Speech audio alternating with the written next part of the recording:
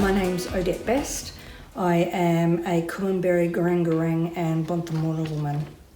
I didn't actually really choose nursing. I had an auntie of mine who had been a registered nurse and trained at the Princess Alexandra Hospital in the 60s, who really encouraged me to go into nursing, because when I finished school I actually didn't know what I wanted to do. So I didn't feel like that there was a drawing or a calling to nursing as such. But I was kind of like, not pushed into nursing, but I was encouraged to go into nursing, because when I left school I actually had no idea of anything else that I wanted to do, essentially. So my auntie was a nurse and also was my stepfather. So I had two family members who were really encouraging me to go into nursing, and I think that's the reason why I went into nursing. It was nothing that I thought it would be. I started my training in the late 80s at the Princess Alexandra Hospital, and I had no idea what I was getting myself in for. But being hospital trained, I was very much trained in the way of a very regimented framework of how nursing education was rolled out then, which I think held me in good stead. But also being hospital trained, I had absolutely no idea of the depth and breadth of what the profession of nursing could actually take me in and lead me to do. I knew after I finished my nursing training at the PA hospital in Brisbane that I didn't want to work in a hospital. I thought hospitals smelt bad, and I really struggled with 3 gruelling years of shift work, to be honest. So I knew that I didn't want to work in a hospital. But what I did know was that I wanted to work in Aboriginal health. And so starting in 1992, I worked within the area of Aboriginal health and have done for the last 30 years. So my first initial position in Aboriginal health was working in the Aboriginal and Torres Strait Islander unit in at Queensland Health in the city, which was exciting, but it was also really good for me to understand how Aboriginal health is grounded within policy. So I did that. And then shortly after that, I moved clinically into working in the area of Aboriginal health. So I went and worked at the Brisbane Aboriginal and Islander Community Health Service in 1993. And I stayed there for about 8 years working clinically as the sexual health coordinator for young at-risk Aboriginal women. And I found that really excellent and exciting. You just never knew what was going to happen from day to day. And also at that time, I ended up working in Bogger Road Women's Prison. So I kind of like flipped between the two of community controlled health, working in an Aboriginal medical service, and then also working in a really hardcore government service, which was Bogger Road Women's Prison. And it taught me a lot of things about how cruel and unjust the incarceration of women is, and how we need to be activists in advocating for abolitionist movements of prison systems for all people, but certainly women. I worked there, and then after about 10 years of working clinically, that's when I actually moved into the tertiary sector, essentially, and I've been working there for approximately 15 years now. One of the things that I didn't actually think could happen within nursing that's been the real joy of my nursing career is moving into the area of research, and more specifically looking at Aboriginal women's involvement in nursing and midwifery as a labour force movement. So I did my PhD on the stories of Aboriginal women in Queensland who were nurses and midwives from the 1950s until 2005. And for me, it just opened up my world around understanding how women's labour force movement has evolved within Australia, but also how it's been very absent or remiss of that movement in looking at Aboriginal women's contribution to healthcare services and health for all Australians, full stop. So my real research passion is the historiography of Aboriginal women and as nurses and midwives, specifically working under the assimilationist policies in Australia from the 1890s until the 1950s. Another real area of passion for me in my research would actually be around climate and its impact. Climate change has got a real impact on Indigenous communities in Australia, as it does globally. but we know that our Torres Strait Islander communities are actually sinking as a result of climate change. So I'm very passionate working in the area of climate change and nurse-led interventions in climate change and what we have to do as a profession to get our acts together and be more friendly to the environment and actually lead change as activists of health. I think what needs to change for Aboriginal health is that we need to teach our nursing students about cultural safety.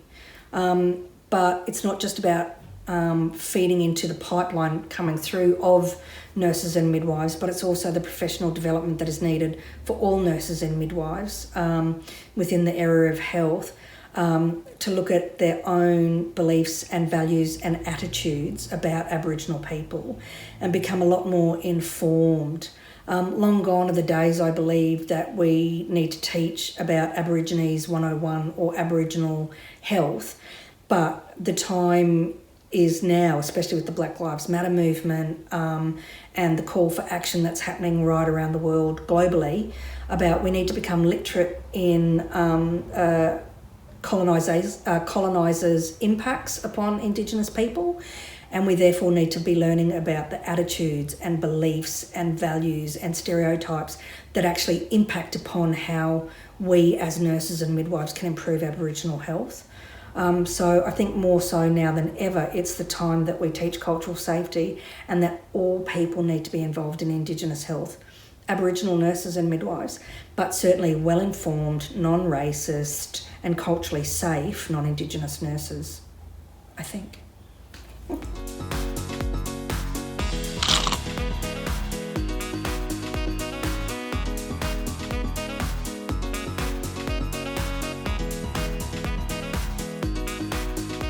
Hi everybody, my name is Liz Wilkes and I am a midwife, a mother of 3 beautiful children, a birth activist and an entrepreneur, and I live in Toowoomba in Queensland.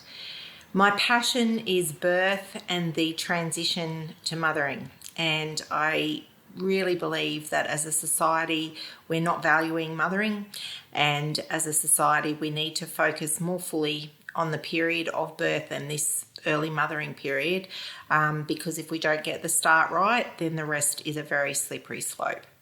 So I have spent my life passionately looking at midwifery models of care and their impact on birth.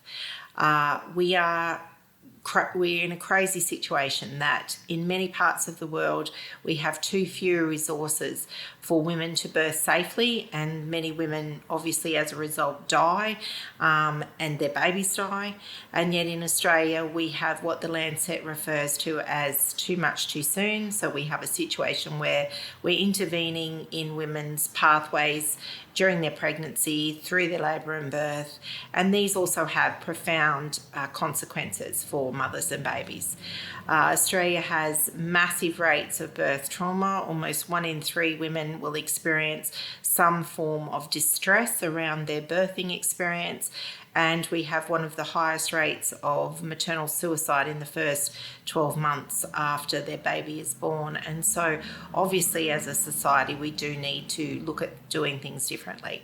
So the way that we know we can make a difference is in having the impact of a known care provider. And in Australia, that takes the form of midwifery continuity of care. So having the same person providing your antenatal care and then providing your labour and birth care and the period after your baby's born for, say, around 6 weeks is very, very important. The partnership model and the relationship between the woman and her midwife is pivotal in this period. And it's really important that we have a depth of relational care that is supportive to women. And there's different ways that this can be provided and different models of midwifery care that provide this in different ways. So how I've come to this is that I started with a fairly ordinary upbringing in a place called Taree in New South Wales, and my father was fairly politically active. My mum was a firm believer that you could do whatever you set your mind to, and my nana also had a very significant impact on me. She worked as a speech teacher for children that were having a lot of difficulty in a time where women didn't generally choose to work, and she chose to work. So they set me in a process around women's wellbeing that was quite pivotal. And I did nursing then to do midwifery, and was lucky enough to be in Newcastle in the late 1990s, where midwifery leaders there was a lot of midwifery leaders in my lecturing and in my first part of my career, and they set down the foundational values for me and my philosophy as a midwife. My own mothering journey also had a fairly profound impact. My first two children, I couldn't access midwifery continuity of care in Toowoomba, and that led me then to sort of questioning why we didn't have this model available widely. And my then husband suggested to me to just go out on my own and just do it, which I very naively did do. So I actually set up a clinic and started to provide midwifery continuity of care to women from that clinic. And that was without insurance, without any funding, without very much support. And so it was quite a mad journey. I think if I'd actually known what was going to be before me, I wouldn't have started it. But it also led me into the consumer and midwifery activism world with the then Maternity Coalition Australia and the Australian College of Midwives. And I suppose I sort of cut my teeth in activism in sort of 2004 with the Queensland Review of Maternity Services, but really sort of got into it in 2007 with the election campaign of the Kevin 07 election campaign. And Professor Jenny Gamble and I met with Kevin Rudd in the lead up to that election, and many advocates were seeking a review of maternity services, and he in fact promised us at that meeting the review of maternity services. So from that, we were able to then achieve Medicare access for midwives in 2009 and 10, and I then trod a very frequent path to Canberra with a gentleman named Bruce Teakle, where we sat on all of the advisory groups for the new Medicare for Midwives model. And that was a very challenging time. We recognised there were very many flaws in the model, but I guess we also thought that it was a start. And from that, we were able to set up the practice that I'm speaking from today and that I work in now, called My Midwives. And so My Midwives achieved the first Medicare rebated birth in Australia in a hospital in July 2011, and we've gone on from there to provide birth care in hospital to over 2,500 women, and obviously a number of women at home as well who are excluded from a Medicare rebate. And that is probably one of the most unfortunate aspects of the funding model that we have today, which is that there is not equal access for women across all models of care and all choices of birth. So when we compare midwifery continuity of care in hospital from public hospital services to those in private practice, we do see that unfortunately in the public hospital system, the midwife is actually employed or engaged by the hospital, whereas in private practice she's employed or engaged by the woman. So the woman can choose her, she can sack her, she can make different choices. In the public hospital system, it's important to recognise the benefit of it is that it is free to all women, and that enables a broader access than is currently available in private practice. But with reform of funding, there could be significant changes in private practice if we could see models where more equitable Medicare rebate was provided for care. The other problem with the private practice public model divides is that in public models there are different entry and exit criteria for things like risk. There's also different options around place of birth. So, for example, in the state that I'm in Queensland, there's no publicly funded home birth models in the public midwifery models of care. So it's very difficult for women who are wanting to access home birth, except if they have a private midwife, and then, of course, they are required to pay for it. So the other place that we can see a lot of challenges and barriers is, of course, for our First Nations women and people. Aboriginal and Torres Strait Islander women have the worst outcomes of any Australian peoples. They have far greater problems for both women and babies, and the only evidence that we have that anything makes a difference is with midwifery models of care. And so it's really important that the Aboriginal community controlled health organisations and other Aboriginal structures have community control over their birthing, and so that midwives that are working in those models face very similar difficulties to what we face, and that is that they need better Medicare rebates for birth care, probably in an episodic sort of nature, so that they cover the woman's entire journey. They need removal of bureaucratic red tape. They need better access for women broadly, universally.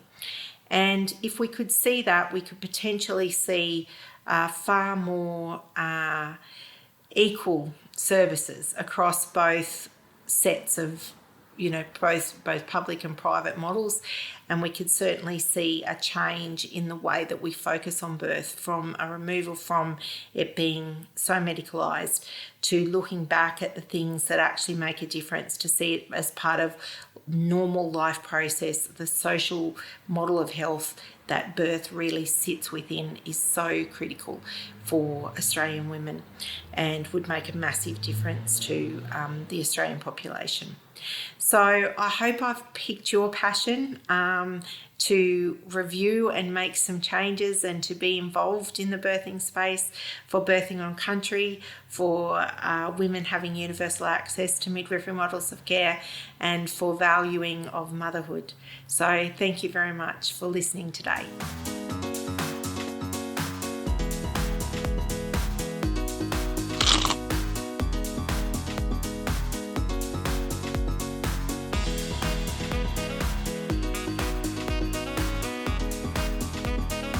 Hello everyone, my name is Lisa Mumbin. I am the chairperson of Jawoyn Association. Jawoyn Association was formed in 1985, and it was for the interest of the people.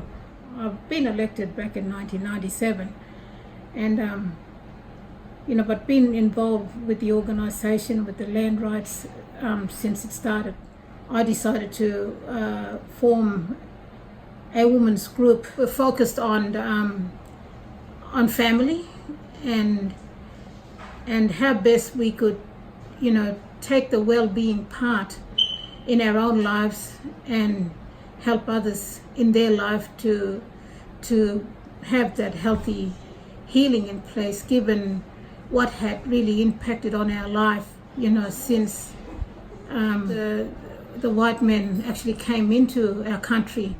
Being the chairperson of, there was Banatjarl, a piece of land that was sitting, doing nothing, that we bought back through ILC. Forming this woman group, we had to, fight for funding.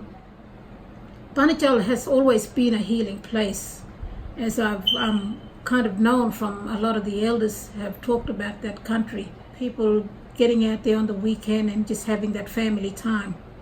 Going through that healing from that spiritual and physical and mental perspective, producing bush medicine, our traditional medicine, and bush food.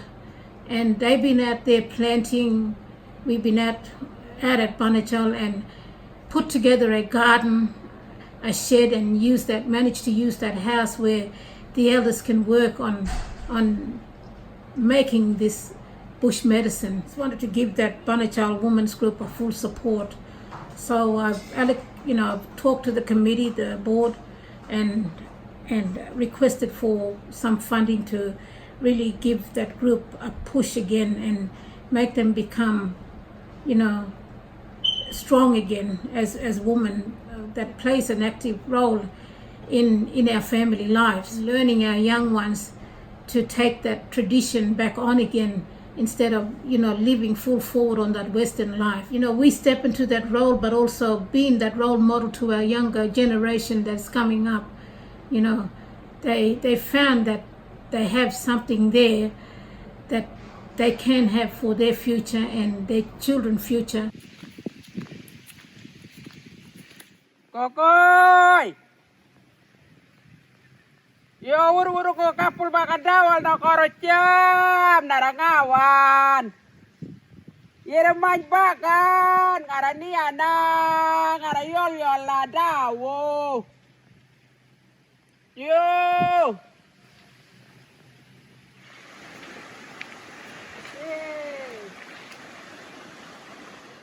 Today, as we were coming, I had to call out to the ancestral land, spirit of the land here.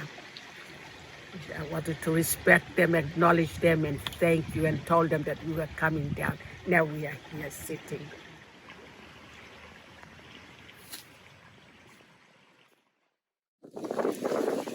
My name is Milawanga Odette.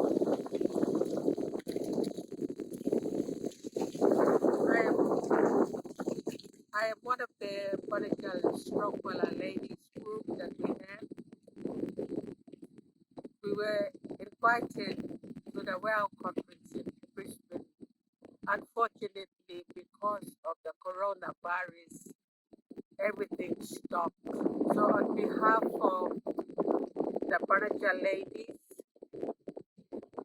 I will be talking about how we see everything now, and that we can still communicate online, even though we are far apart, but we can always bring words of wisdom, understanding, and the knowledge of how we can go about with this virus they call corona. As soon as we heard about coronavirus, it was like everything stood still. And there was great fear among our people and all our tribal groups, how we were going to cope with this coronavirus. And for us to have these strict regulations in being separated, staying indoors in our house, not being able to go out and visit relatives, but we are not allowed to go back to our communities. So I guess it is good health-wise that our people must stay put where they are. Sometimes it's for us, sometimes it's unusual because that would be like an insult of not letting them stay, giving them something to drink or eat. But for me, sitting here now and looking around, this is medicine. It is in the bush like this, in which where I grew up as a child, having that knowledge, that discipline, and the teachings of everything that makes up our culture.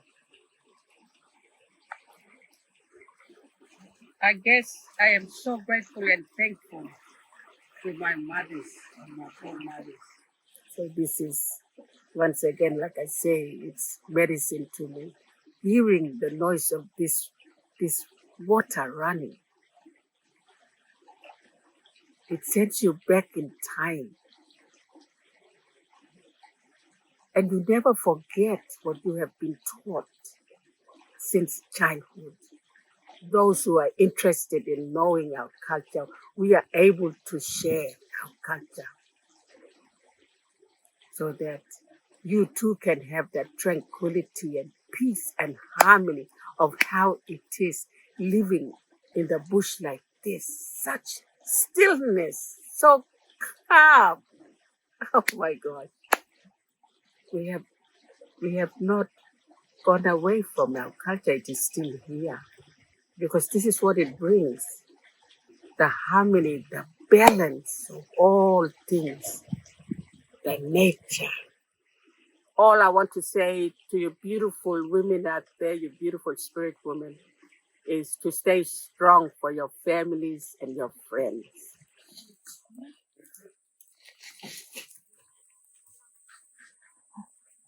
Oh, you got him.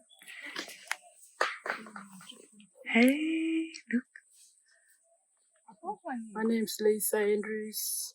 I'm a Jawoyn person and I work with Jawoyn, and coming out to country make us feel strong about our culture and our livings. I was brought here a long time ago by my father. He was a full Jawoyn, and we've been to so many places in this Jawoyn country, in the Katherine region, and my home is Banatjarl.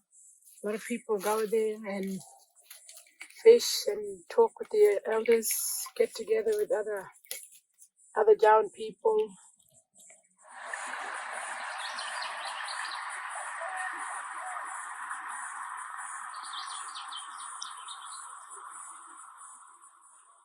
My name is Papi Nelly Campu. I'm strong. I don't worry about that sickness. You can come. I just don't worry. I'm strong myself. I'm still kicking around.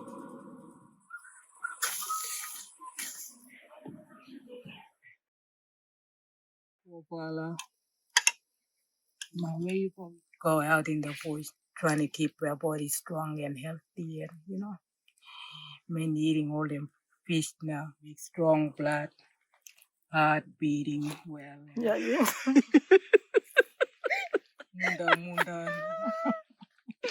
Yeah, catfish, nailfish. Yo, every day. We come every day fishing. Trying to make my little guts grow up. Or down the river at the little camping area.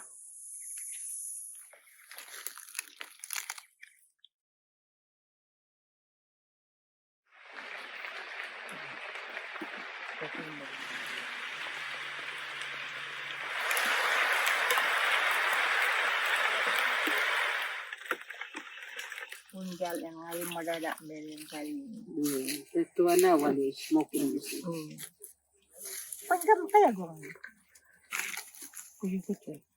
Leaving everything now behind you, come out. One more, Arjan. Yo. Come on.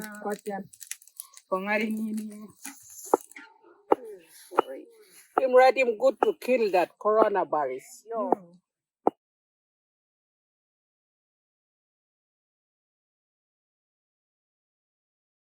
We will still continue to communicate, whether it's by phone, online, it does not matter. I wish you all well. And in the future, we will then be able to hug each other. Yes! I bid you all farewell. I say, Bobo.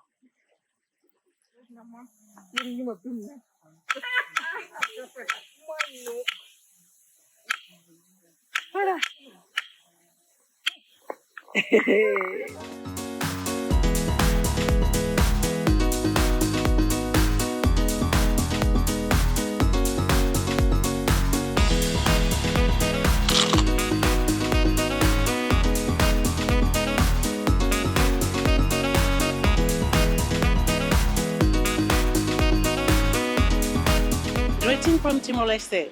My name is Imaculada Guterres, and I am the CEO of Fundação Alola, a women's organization established by Kirstis Ward-Guzmão, the former First Lady of Timor Leste. I'm speaking to you today from the beautiful capital of our nation, Dili.